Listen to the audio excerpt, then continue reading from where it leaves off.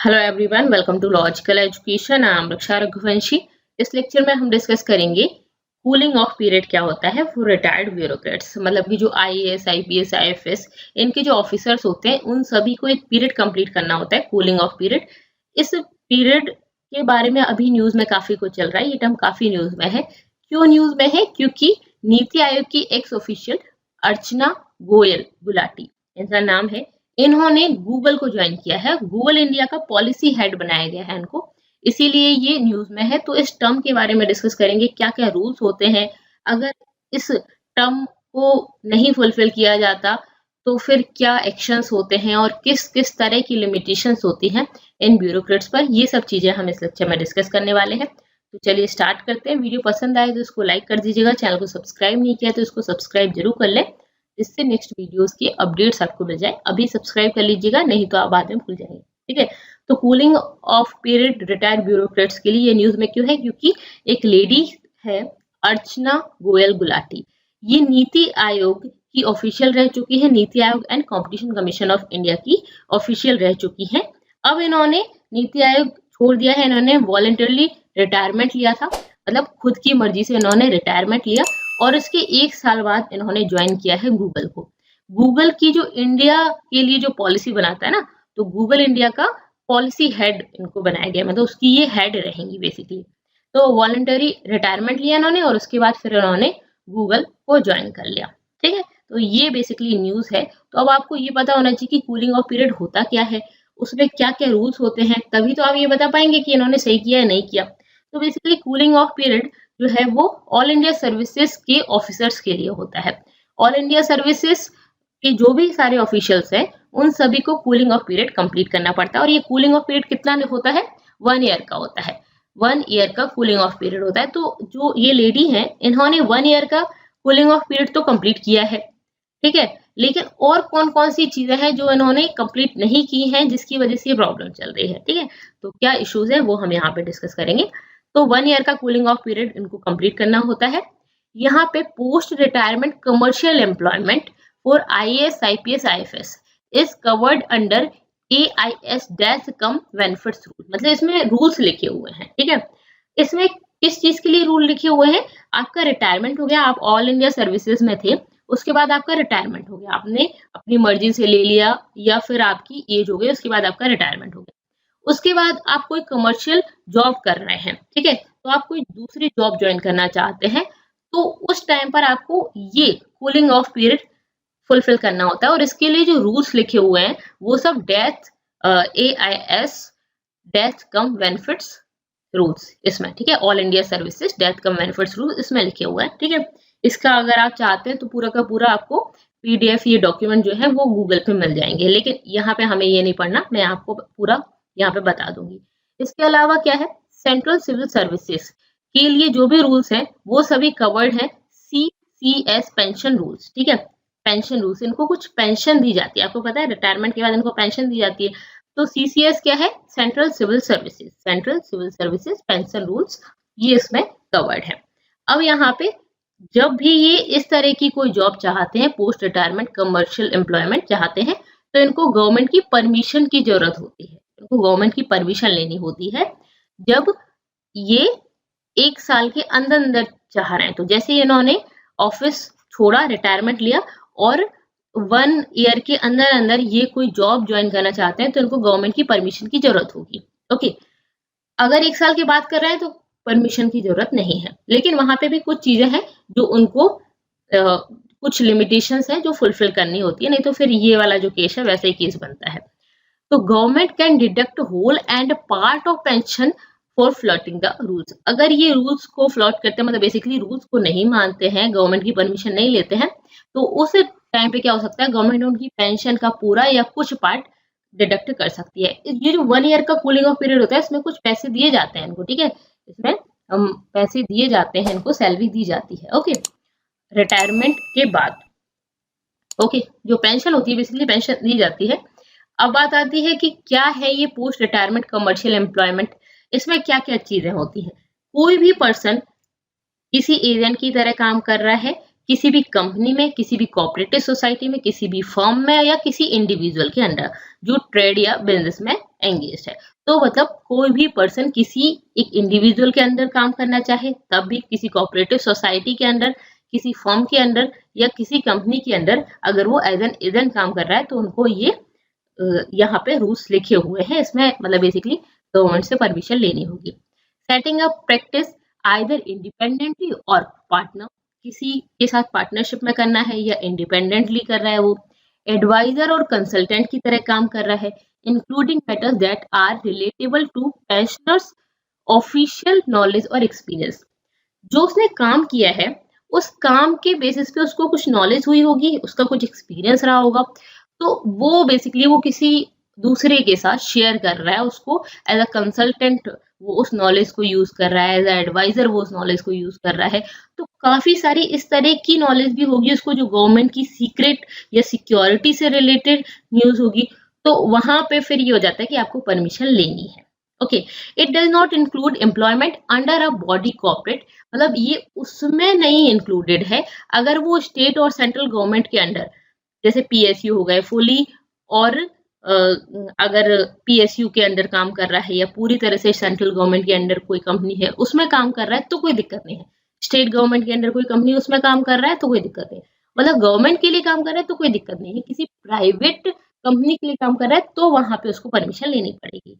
और अगर वो पर्सन जैसे ही ये जॉब छोड़ता है वैसे ही अगर वो पॉलिटिक्स ज्वाइन कर लेता है तो कोई दिक्कत है नहीं। रिटायरमेंट के बाद उसने पॉलिटिक्स ज्वाइन कर लिया तो कोई दिक्कत नहीं है, तो पॉलिटिक्स तो वो ज्वाइन कर सकते हैं, वहां पे उनको परमिशन लेने की जरूरत नहीं है। तो इन दोनों केस में उनको परमिशन लेने की जरूरत नहीं, इन दोनों केस में परमिशन लेने की जरूरत है। ठीक है, ओके। अब बात आती है कि ये जो रिक्वेस्ट है क्या ये रिफ्यूज हो सकती है? तो हाँ, ये रिक्वेस्ट रिफ्यूज हो सकती है। ये जो सीसीएस पेंशन रूल्स है उसमें बताया गया है कि ये जो परमिशन है वो कब कब रिफ्यूज हो सकती है। तो इसमें कई सारी चीजें हैं जिनमें परमिशन को रिफ्यूज किया जा सकता है, जैसे कि एनओसी, नो ऑब्जेक्शन सर्टिफिकेट। जब हम स्कूल कॉलेज से आते हैं तो हमें नो ऑब्जेक्शन सर्टिफिकेट दिया जाता है। ठीक है, यहाँ पे भी ये जिस कैडर के अंदर काम कर रहे हैं, जिस ऑफिस में काम कर रहे हैं, वहां से एक नो ऑब्जेक्शन सर्टिफिकेट देना होता है। अगर वो नो ऑब्जेक्शन सर्टिफिकेट नहीं मिलता है इनको तो ये परमिशन जो है वो रिफ्यूज हो जाती है। ओके, मतलब उनको कोई ऑब्जेक्शन नहीं है, जितनी चीजें थी वो फुलफिल हुई हैं ठीक से, वो कोई दिक्कत नहीं रही इनके काम के दौरान, वो सब चीजें अगर है तो वो लोग दे देते हैं। अगर वो नहीं दे रहे हैं तो फिर ये रिफ्यूज हो जाएगी। ओके, दूसरा चीज क्या है? Strategic information.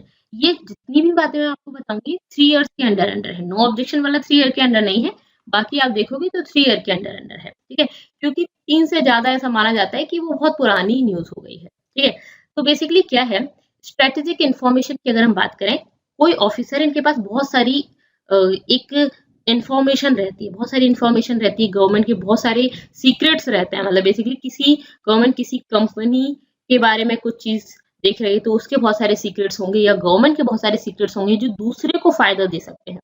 तो अगर इस पर्सन के पास कुछ सेंसिटिव और स्ट्रेटेजिक इंफॉर्मेशन है within the past 3 years of service जो डायरेक्टली रिलेटेड है to the work of the organisation he proposes to join, मतलब ऐसा हो सकता है ना कि गवर्नमेंट के पास गूगल की कुछ न्यूज है और इन्होंने गूगल का ही पॉलिसी हेड इनको बना दिया गया है, तो अब ऐसा हो सकता है ना कि कुछ सेंसिटिव इन्फॉर्मेशन जो ये गूगल को जाके दे दें, अरे यार तुम्हारे बारे में ऐसा चल रहा था या तुम्हें ऐसा करना चाहिए क्योंकि वहां पे इस तरह की चीजें हैं, मतलब वो लोग इस तरह से ये स्ट्रेटेजिक इन्फॉर्मेशन ये उनको जाके दे सकते हैं। ठीक है, तो बेसिकली ये है, ये भी कर सकते हैं। दूसरा ये भी कर सकते हैं कि यार तुम्हारे बारे में वहां पे इस तरह की चीजें चल रही हैं, तुम्हारी ये रूल्स गलत बोल रहे हैं वो लोग या इस तरह से, तो वो पर्सन सामने वाला सावधान हो जाता है।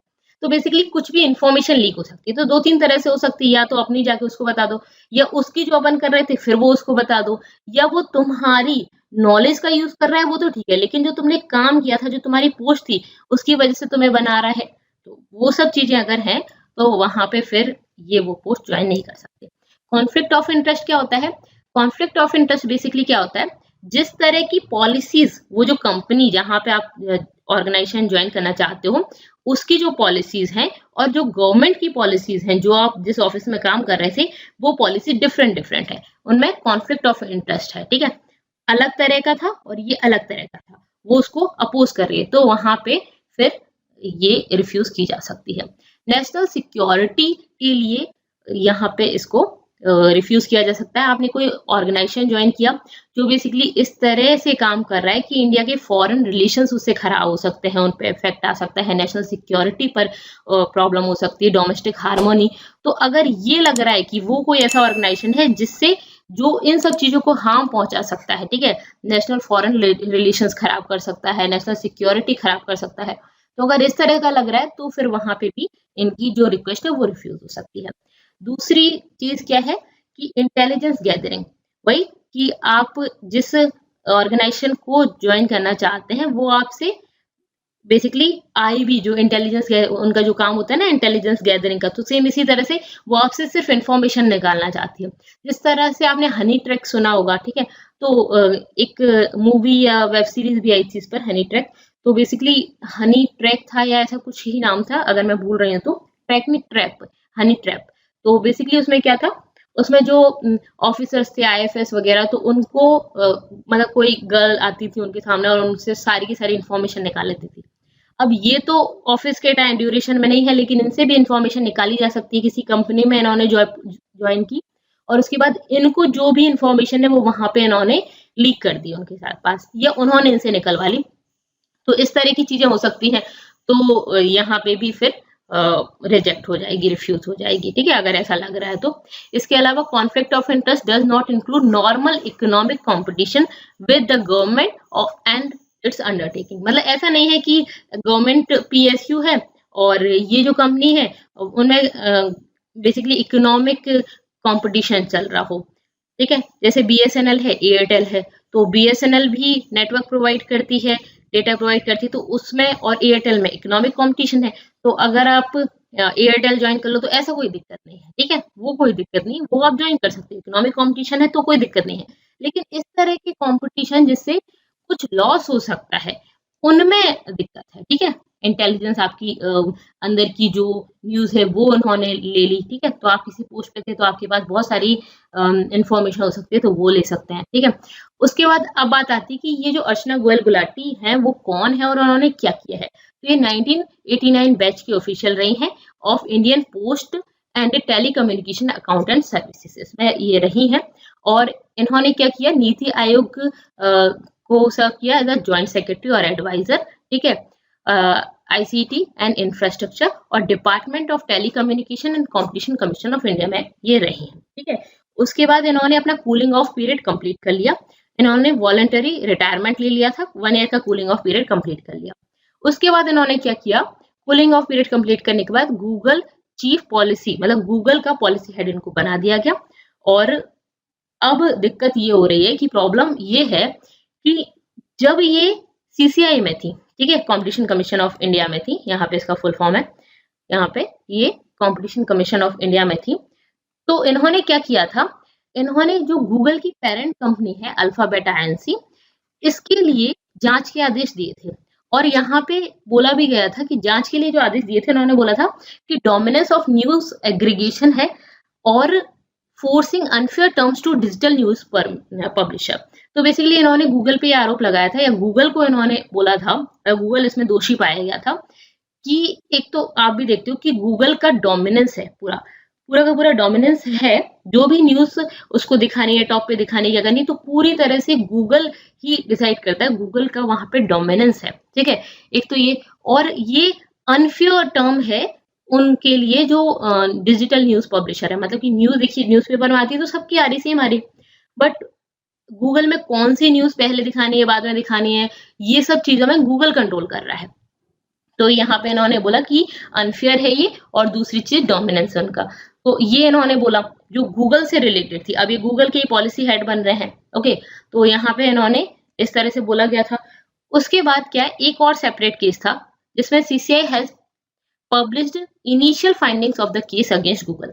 इनिशियल फाइंडिंग्स उन्होंने बताई थी, जिसमें उन्होंने क्या बोला था, Android owner billing system for app developers unfair. जो ऐप डेवलपर्स होते हैं, मतलब बेसिकली ऐप को डेवलप करना होता है, उसके लिए एंड्रॉइड ओनर बिलिंग सिस्टम ये जो है वो अनफेयर है, डिस्क्रिमिनेटरी है। तो मतलब इन्होंने भी यहाँ पे उसकी अगेंस्ट में बोला था, ठीक है, बोला था मतलब कि इसमें गूगल की गलतियां हैं, ये बोला गया था बेसिकली। अब यही चीजें बोली गई, और यहाँ पे ये digital communication act NITI Aayog में कब से कब तक थी, अगस्त 2019 टू अप्रैल 2021। तो ये अभी अभी रिसेंटली इसी में रहे हैं ज्वाइंट सेक्रेटरी की तरह। और इससे पहले ये इन्होंने officer on special duty with the secretary of telecom and more for more than 2 years इन्होंने ये सर्व किया है। और अब इन्होंने गूगल ज्वाइन कर लिया और इसी के खिलाफ जो भी बातें थी तो वहां पे ये मतलब बेसिकली ऐसा हो सकता है कि इनके पास उसके बारे में काफी कुछ इन्फॉर्मेशन, और ऐसा डर भी हो सकता है कि ये जो सारी इन्फॉर्मेशन के पास है उसको वो गूगल को जाके बता दें, कुछ भी हो सकता है, ठीक है। तो इसी वजह से यहाँ पे प्रॉब्लम चल रही है। अब इसके अगेंस्ट में इन्होंने क्या बोला है, जो अर्चना गोयल गुलाटी जी इन्होंने क्या बोला है कि उन्होंने बोला कि मैंने मार्च लास्ट ईयर में वॉलंटरी रिटायरमेंट ले लिया था और मैंने अब जाके गूगल ज्वाइन किया तो 1 year से ज्यादा हो गया है, तो मैंने अपना कूलिंग ऑफ पीरियड तो कंप्लीट कर लिया है, तो इस वजह से मुझे परमिशन लेने की जरूरत नहीं थी, तो मैंने नहीं ली। इसमें दिक्कत क्या है?